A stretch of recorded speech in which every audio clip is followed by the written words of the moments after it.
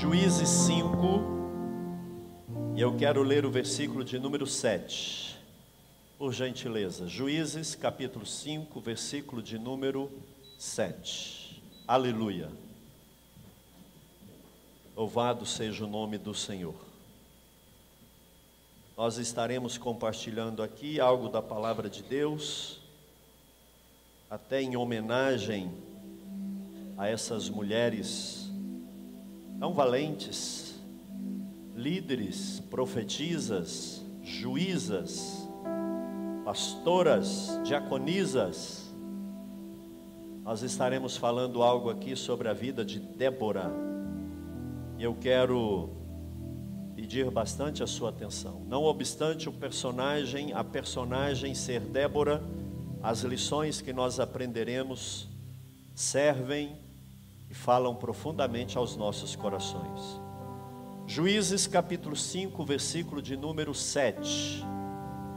A palavra de Deus diz assim: ficaram desertas em Israel, ficaram desertas as aldeias em Israel, ficaram desertas até que eu, Débora, me levantei-me por mãe em Israel.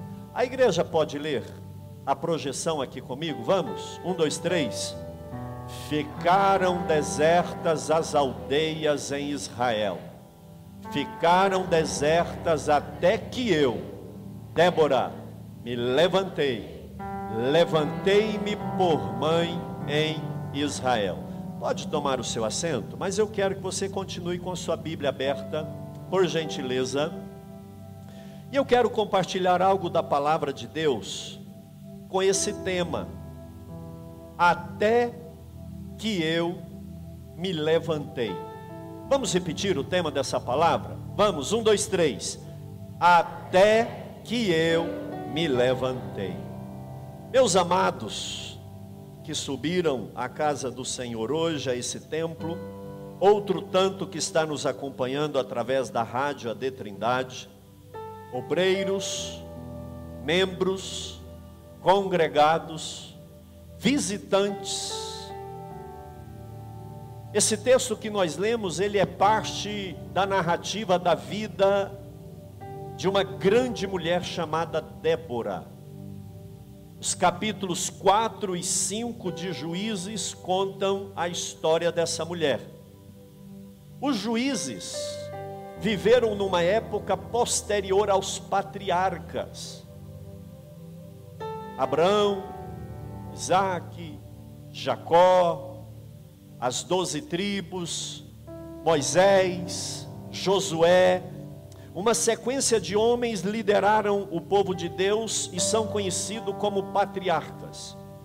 Depois dos patriarcas, depois que Josué morre, e aquela liderança que estava com Josué, um tipo diferente de líder se levanta em Israel. Não eram mais patriarcas, eram juízes.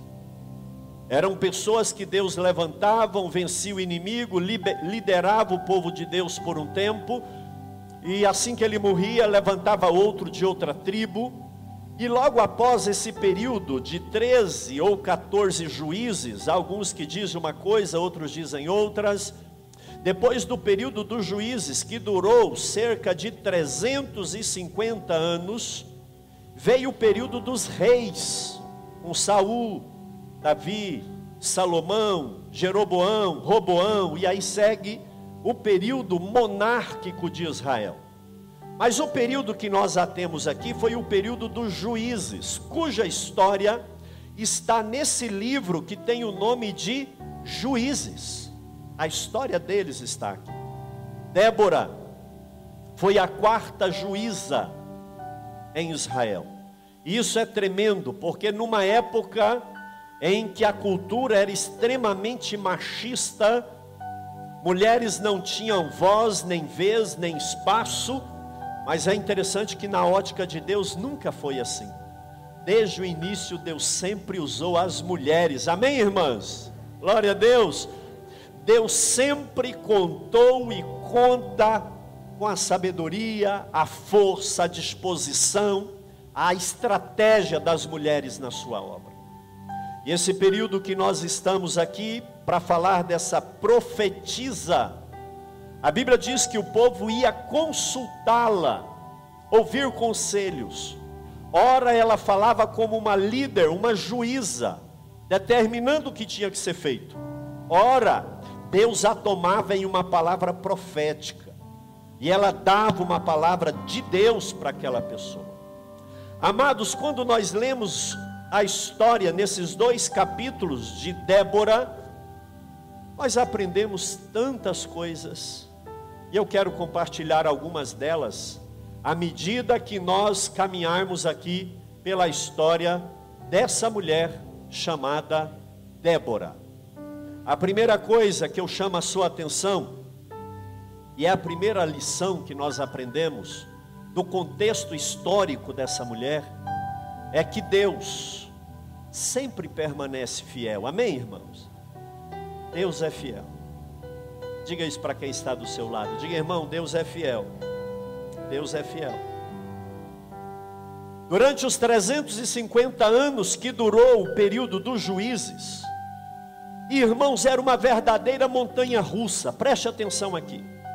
O juiz libertava o povo, eles viviam em paz por um tempo e desviavam. Isso era sucessivo. Entrava num processo de escravidão, de domínio na mão do inimigo, clamava, Deus fiel levantava um juiz, libertava e dava paz. O povo desviava, infiel, caía na mão do opressor, Deus sempre fiel levantava um juiz, libertava e trazia esse povo de volta. Nos dias de Débora, a Bíblia diz que Israel estava adorando Baalins. Baalins é o plural da palavra Baal, que significa deuses. Eles estavam adorando os deuses dos cananeus. Dentre eles, o próprio Baal, cujo significado é possuidor, dominador. Baal era um deus dos cananeus, e de repente o povo estava muito bem com Deus e virava as costas para Deus e começava a se curvar diante das imagens de Baal. A Bíblia diz que eles adoravam uma deusa chamada Azerá, ou Astarote, que era a esposa de Baal. E é interessante, aqui eu abro um parêntese para dizer que por 2 vezes o profeta Jeremias chama essa deusa Azerá de rainha dos céus. 2 vezes o profeta Jeremias se referindo a ela, no capítulo 7, versículo 18, e no capítulo 44, também versículo 18, a Bíblia fala que Deus condena a adoração à rainha do céu. Aí depois pegaram esse nome emprestado para uma outra divindade, que segundo a tradição romana subiu ao céu. Isso não é bíblico e não é verdade. Não existe rainha no céu. Existe Deus que habita além dos céus, Deus dos deuses e Senhor dos senhores. A necessidade de ter uma deusa é meramente pagã, carnal e natural, porque na nossa mediocridade, se Deus é tido como masculino, os homens são mais e as mulheres são menos. Que ignorância! No céu não tem homem, mulher, masculino e feminino, é espírito, e espírito não tem essa dimensão de gênero, masculino e feminino, é Deus. Não tem isso que Deus é homem, que Deus é mulher. Deus é espírito, e importa que aqueles que o adorem em espírito e em verdade. Amém, amados? Então essa necessidade de colocar uma deusa lá no céu, ela não é de hoje, não é do cristianismo, ela vem do paganismo de longa data. Tem Deus? Então tem que ter deusa. Não tem, porque só existe um Deus, e a Bíblia me deixa muito tranquilo quando diz que esse Deus é fiel, ainda que eu seja infiel. Amém? Ainda que eu seja infiel, Deus está sempre de braços abertos e dizendo: eu permaneço fiel à minha aliança com você. Quantos podem glorificar a fidelidade de Deus? Levante a sua mão e diga glória a Deus. Lá estava Israel adorando Baal, Azera, outros deuses como Moloque. Sabe como que era o culto a Moloque? Era uma imagem feita de metal, latão, oca por dentro. Eles colocavam fogo lá dentro e ele ficava todo vermelho. Então eles vinham com crianças e colocavam na mão daquele Deus. Elas fritavam. E com isso eles cultuavam Moloque. Amados, Israel estava afastado de Deus, desviado de Deus. Por isso eles foram entregues a um rei duro, um rei cruel, que a Bíblia diz que esse rei era o rei de Canaã, chamado Jabim. Os carros, as carroças desse homem eram de ferro. A Bíblia diz que no exército dele haviam 900 carroças de ferro. Um exército muito grande. E agora já havia 20 anos que ele dominava sobre Israel. E o povo pagava imposto, era escravizado, gemia debaixo da garra de Jabim. E sabe quem que era o líder? O general de Jabim? Um homem chamado Sísera. Um homem duro, um general, um comandante, que não conhecia derrota. Ele chegava e matava e tomava o que o povo tinha. Mas eu acho interessante que a Bíblia diz aqui no livro de Juízes que nós lemos, no capítulo 4 e no versículo 3, que quando o povo estava sendo sufocado por Jabim o rei e por Sísera o general, eles clamaram ao Senhor. Então o povo, depois de 20 anos de escravidão, eles clamaram ao Senhor. E sabe o que aconteceu quando eles clamaram ao Senhor? Deus é fiel, amém? Deus ouviu, irmãos. Deus ouviu. A fidelidade de Deus é a primeira lição que nós temos nesse livro. Porque ainda que você entrou nesse templo hoje carregado de culpa, ainda que Satanás coloca medo no seu coração e na sua mente, eu não sei como foi a sua manhã, a sua tarde, a semana que passou, e muito menos como foi o início do ano até aqui na sua vida. Eu não sei como está a tua fidelidade para com Deus, mas eu sei que Deus é fiel. E se Ele é fiel, então tem oportunidade, chance para mim e para você, porque Deus é fiel. A primeira grande lição: o povo clama a Deus e Deus ouve. Ainda que nós sejamos infiéis, Deus continua fiel. Eu quero pedir que você me ajude a pregar. Lembre quem está do seu lado, diga: irmão, Deus continua fiel. Deus continua fiel. Deus continua fiel. Não, eu não estou perguntando se você é ou não fiel. Eu estou dizendo que Deus é fiel à sua aliança com Ele. E Satanás só não tirou a tua vida até hoje, porque Deus é fiel. Segunda grande, linda e poderosa verdade nesse texto aqui que nós temos, é que o início de um avivamento, irmãos, é muito simples. Deus, Ele pode fazer um avivamento de uma forma extraordinária. No capítulo 4, versículo 3, a Bíblia diz que o povo clama. No versículo 4, Deus levanta Débora. Então Deus levanta Débora, profetiza, que começa a dar conselho para o povo. Aquela mulher se levanta diante de Deus. E o texto que nós lemos diz exatamente isso. As aldeias de Israel estavam desertas. O povo estava dormente, adormecido. o sono do medo, da idolatria, da escravidão, o sono da indiferença, como Jonas no porão daquele navio. Não interessa a tempestade, o problema, eu quero é dormir. Assim estava Israel. Mas o versículo que nós lemos diz que as aldeias em Israel estavam desertas. Sim, estavam desertas, até que olha que coisa linda, uma mulher se levanta. Débora diz: estava dormente até que eu, Débora, me levantei. O avivamento e a libertação no povo de Deus iniciou quando uma mulher viu a brecha e ficou de pé e disse: nós precisamos voltar para Deus.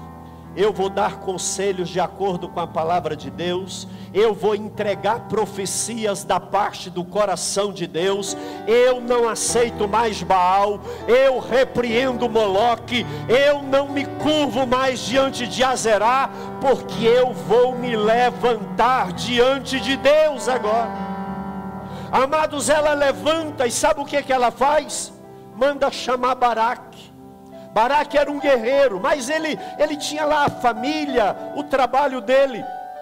Quando ela chega diante de Débora, que estava agora de pé, Débora é usada como profetisa e diz: Baraque, homem de Deus, assim diz o Senhor, eis que eu entregarei Jabim e todo o exército de Sísera na tua mão, basta que te levantes e marche contra eles. Baraque recebeu aquela palavra, pensou: 900 carros de ferro, um exército muito maior, porque Israel nem tinha exército. E o certo é que ele tem uma dúvida naquela palavra. E ele coloca uma condição, ele diz: profetiza, juíza, mulher de Deus, eu vou, mas só se você for comigo. Se você descer comigo para a guerra, eu irei. Mas se você não for comigo, eu não irei. Ela disse: eu vou com você. Quando ela diz eu vou com você, Baraque levantou e disse: então eu vou para a guerra. A Bíblia diz que Baraque consegue reunir, sabe quantos homens? 10.000 homens, o que era muito pouco naquela época. Um exército de 10.000 homens era muito pouco, mas Débora fica de pé. Baraque fica de pé por causa de Débora.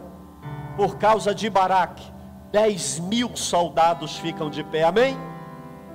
Por causa do exército de pé, o povo converteu e ficou de pé, e começou a buscar o milagre da parte de Deus. Irmãos, um avivamento começa pequeno. O rio Amazonas é o maior rio em volume de água, e ele começa uma fonte pequenininha, e encontra com outra fonte pequenininha, com outra fonte pequenininha, até virar o rio Amazonas, o rio com maior volume de água do planeta. Um avivamento pode começar com você.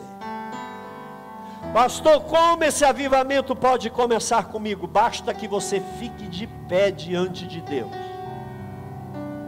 você se desperte, você se incline para a leitura da palavra, para a oração, que você diga não à mentira, ao engano, à vaidade. Se você se colocar diante de Deus de pé, amados, Débora diz aqui: olha, estava tudo deserto, até que eu me coloquei de pé. Até quando você vai ficar prostrado? Até quando você vai ficar prostrada diante dessa situação que você vive, meu irmão? Diante da circunstância que você vive, até quando você vai ficar de braço cruzado, confortavelmente vendo as coisas acontecerem? Débora disse: estavam todos dormentes, até que eu fiquei de pé. Sabe como que o evangelho entrou na minha família? Meus pais lá no início eles frequentavam a igreja cristã, mas depois deixaram de ir. Cada um seguia um rumo. Mas uma minha irmã, ficou de pé lá em casa. Pastora Arlene. E ela vinha sozinha para a igreja. Anos a fio de pé, indo e vindo. O segundo que ficou de pé. Depois o terceiro, o quarto, o quinto, o sexto, o sétimo, o oitavo. Até que todos ficaram de pé. Sabe por quê? Porque um avivamento começa quando alguém se coloca de pé e leva Deus a sério. Débora fica de pé, Baraque fica de pé, os homens ficam de pé, o povo fica de pé, e Deus manda um avivamento para Israel. E a Bíblia diz que a partir dali eles viveram em paz, porque uma mulher se colocou de pé. É assim que começa um avivamento. Pastor, como começa um avivamento? Quando eu me coloco de pé. Terceira lição que eu aprendo aqui. A igreja pode ler essa terceira frase? 1, 2, 3, leia. Só os homens, leiam essa frase. 1, 2, 3. Só as mulheres. Só os jovens. Tem adolescentes aqui? Cadê os adocas? Vamos? Ó. A Débora ficou de pé, já está bom. Os outros virão. Amados, Débora fica de pé, Baraque fica de pé, o povo fica de pé e vai para a guerra. Mas é interessante, preste atenção, porque Débora disse aqui: eu vou contigo, Baraque. Só que a glória da vitória não será tua, porque você duvidou. E muita gente acha que Débora queria a glória para ela, né? Quando ela diz a glória será de uma mulher. Não, não é a glória de Débora juíza. A glória foi de outra mulher. O nome dessa mulher é Jael. Aleluia. Amados, Jael era esposa de Éber. Quando Baraque se levanta e vai lutar contra Sísera, preste atenção, ele com 10.000 homens, Sísera com um grande exército, 900 carros de ferro. Quando eles encontram para guerrear, a Bíblia diz que Deus dá a vitória para Baraque. Amém, irmãos? A vitória é nossa pelo sangue de Jesus. A vitória vem de Deus. Não é da sabedoria humana, não é da estratégia, não é do seu esforço, não é do braço do homem. Não, é de Deus. Amados, Deus dá a vitória para Baraque. Só que quando Sísera vê que a coisa ficou feia, sabe o que ele faz? Foge. Covardemente ele foge. Ele entra numa aldeia, a aldeia de Éber. E ele chega na tenda de Éber, onde estava a esposa de Éber, uma mulher chamada Jael. Ele chega e diz: deixa eu entrar na sua casa. Aliás, ele não pede, ele chega e entra. Ele chega, entra e diz: me dá água. Jael dá leite. Ele toma leite e deita, porque estava terrivelmente cansado. Jael vai lá e cobre ele, dá leite e cobre ele. A Bíblia diz que a hora que ele dorme, aliás, antes de dormir, ele diz assim para Jael: ó, se alguém chegar aqui na tenda e perguntar se eu estou aqui, diga que eu não estou. A hora que ele está dormindo, a Bíblia diz que Jael vai lá, pega uma estaca de madeira da tenda, um martelo, aleluia, e vai no ouvido daquele inimigo e crava a cabeça dele no chão. Irmãos, interessante que eu estava estudando isso daqui, e eu vi alguma semelhança de Sísera com alguém. Escute, Sísera era inimigo do povo de Deus. O nome Sísera em hebraico significa exibição, orgulho, uma pessoa exibida, inimigo do povo de Deus. derrotado. Vai ligando as coisas aí. Invade a casa dos outros, porque ele não bate para entrar. Outra característica desse Císara, desse general aqui, ele se alimenta do alimento dos outros. A água, o leite, ele toma o alimento dos outros. Ainda uma coisa que eu vejo nele, ele quer habitar na casa de alguém. E tem outra característica que eu vejo nesse inimigo do povo de Deus. Ele gostava que as pessoas falavam mentira. Você lembrou de alguém? Isso te lembra alguém? Isso te leva à memória algum inimigo do povo de Deus, que é derrotado, fugitivo, que invade a casa dos outros, que tira o seu dinheiro, o seu salário, o seu alimento. Ele quer descansar na sua casa, enquanto você vigia ele dormindo, e ainda quer que você minta para quem chega na sua casa. Você lembrou de alguém? E tem muita gente hospedando esse inimigo dentro da casa. Tem muita gente hospedando Císara dentro de casa. Pode ficar aí. Não, esse cantinho não tem problema. Aliás, se chegar alguém aqui, eu vou falar que não. Tá tudo bem, não tem ninguém aqui. Fica aí, general Císara. Amados, não podemos hospedar o inimigo na nossa casa, porque nós temos um Senhor, e esse Senhor é Jesus Cristo, e o trono da nossa vida pertence a Ele, ninguém mais. Eu não sei se você está entendendo a grandeza e a seriedade dessa palavra. Pastor Benjamin, quando é que eu hospedo o inimigo na minha casa? Quando eu falo mentiras.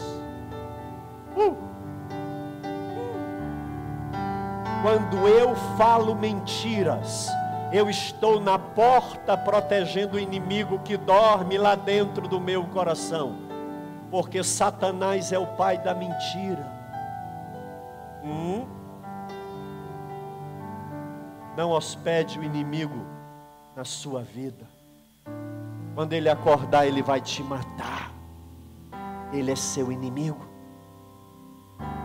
Pastor, como que eu hospedo o inimigo na minha casa? Com espírito de rebelião, insubmissão. Pastor, quando que eu hospedo o inimigo na minha casa? Quando o orgulho me leva a imaginar que eu sou melhor e maior do que alguém. Pastor, quando que eu hospedo o inimigo na minha casa? Quando eu não perdoo aqueles que me ofenderam. Quando eu não perdoo e não libero perdão, Deus não me perdoa. E se Deus não me perdoa, o inimigo tem legalidade de tomar conta da minha casa. Pastor, quando que eu hospedo o inimigo na minha casa?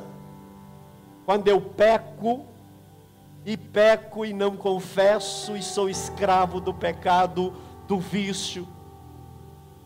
Porque qualquer pecado não confessado dá legalidade para o inimigo dormir dentro da minha casa. Diga para quem está do seu lado: irmão, não hospede o inimigo.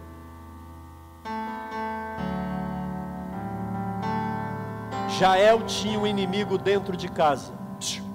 Você tem? Você tem? Você tem? Alguma coisa dessa que foi falada aqui te alcança? O inimigo está dormindo lá na tua casa enquanto você veio cultuar a Deus? Porque se algo disso aqui acontece, ele está lá. Não se engane. Não se engane. Aí Jael olha aquele negócio e fala: esse camarada está dormindo na minha cama. Ou seja, era para eu descansar e ele é que descansa. Satanás quer tirar o seu descanso. Ele bebeu meu leite, ele tomou meu alimento, eu passo necessidade, e ele ainda me obriga a mentir. Ah, irmão, Jael olhou para aquilo e falou assim: ele entrou sem pedir, eu descuidei, mas ela se levanta, amém? E a Bíblia diz que Jael se levanta, pega uma estaca, porque o inimigo a gente vence é com estaca, amém? A estaca do Gólgota, a estaca do Calvário, onde Jesus Cristo disse assim: está consumado. É aquela estaca que bota ele para sair da nossa casa. A Bíblia diz que o valente só sai quando chega o mais valente. O mais valente chegou aí na sua vida? O mais valente chegou aí na sua vida? Pastor Benjamin, quem é o mais valente? É aquele que foi crucificado e ressuscitou ao terceiro dia. A Bíblia diz que ele vence o inimigo quando ele ressuscita, mas ele deu a vida numa estaca, porque é a estaca que vence o inimigo da nossa vida. Aleluia. Jael se levanta e vence o inimigo com uma estaca. Eu e você só triunfamos sobre o inimigo da sua e da minha casa quando nós chegamos a Jesus, que morreu cravado em uma estaca. Mas diga isso de novo para quem está do seu lado: não hospede o inimigo. Diga: coloque ele para fora. Coloque ele para fora. Aleluia, aleluia. Pastor, foi Jael que matou Sísera? Não, foi Deus. Essa é a última lição que eu compartilho com você. Porque Deus tinha mandado Baraque matar Sísera. Quando ele recusa, a profetisa fala: a honra de matar o inimigo não será tua, será de uma mulher. E quem matou o inimigo não foi o general Baraque, e nem a juíza Débora. Foi uma mulher lá do cantinho de uma tenda chamada Jael. Sabe por quê? Para envergonhar o inimigo, Deus usa o menor, para dizer que quem derrota ele não é a força de um exército, de um líder ou de um general. Quem derrota o inimigo é Deus. E Deus coloca no coração daquela mulher: mata, porque eu o entreguei na sua mão. A vitória é sua no nome do Senhor. Deixa eu te dizer, você não precisa de um exército para ter a vitória na sua guerra. Você não precisa de muito dinheiro para triunfar sobre os seus problemas. Você só precisa de uma palavra da parte de Deus. Lá no início, quando Deus usa Débora, Deus já falou: eu vou usar Jael lá daquela tenda. Porque Débora diz: a glória e a honra da vitória não será tua, será de uma mulher. E quem Deus usou para vencer Sísera, se você continuar lendo a história, você vai ver que o povo de Deus triunfa sobre eles e depois mata Jabim, que era o rei dos cananeus. Porque a vitória é nossa, pelo sangue de Jesus Cristo, Senhor. Eu quero convidar a igreja para se colocar de pé nesse instante.